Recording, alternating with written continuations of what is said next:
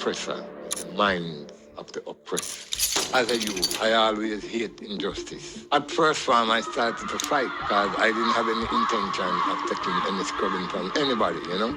In the 60s, a lot of things were happening from a black liberation point of view. They were impacting us as youths who were looking for a sense of identity, you know, a sense of pride in ourselves as black youths, because growing up, everything white was good and everything black was bad. Going to school, you used to have teachers standing at the door with pencil running through your hair. If it was too natty, you had to go back and comb and those things, you know. These are the things that we were experiencing as youth. So it leaves a lot of question in our mind as to who we really are, you know.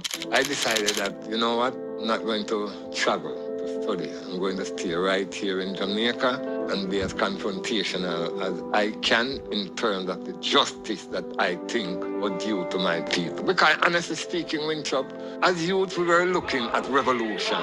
Going to Cuba, studying warfare, coming back, make sure we know about time bomb, telescopic rifle and those things. Because we were thinking about justice and how to get rid of this level of oppression. I started to look at a different way how to fight the struggle, because by that time I realized how important the mind was. Our people's mind were colonized into thinking they were inferior to other races. We have been really misled, miseducated, you know, brainwashed to thinking that we are nobodies, you know. There was a saying, if you're white, you're right. If you're brown, you can stick around. But if you're black, you have to stay at the back. So it wasn't, the discrimination wasn't coming from just white people. The discrimination was coming from the very people who you live with. I decided that as a Rasta man, I had no intention of going through those things. I made sure I went and studied the law. Where the rich man could always be in his private quarters, smoking in her, doing what he wanted to do. But the police couldn't go up there. But the police would break down your door as a grassroots person and come in and lock you to a split. You know, this inferiority complex was still instilled within the mind of the people. So we were calling the reconstruction of the educational system to instill positivity in the mind of the people about themselves.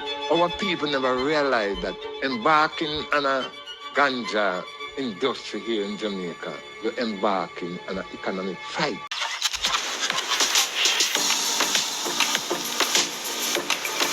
Throppers, and welcome back to another episode of On Deck with Throp, where we have meaningful conversations all about Jamaica. And today we have a really special guest, someone I am honored to have on the podcast that I was supposed to have on many, many years ago.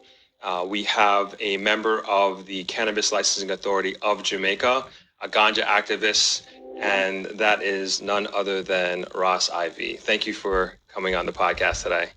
Well, thanks, Winthrope, and thanks for having me, man, you know? Yes. As you say, it's overdue, but things never happened before time, you know? Yes. So, again, give thanks for having me. Absolutely. And as I was mentioning before, like, I'm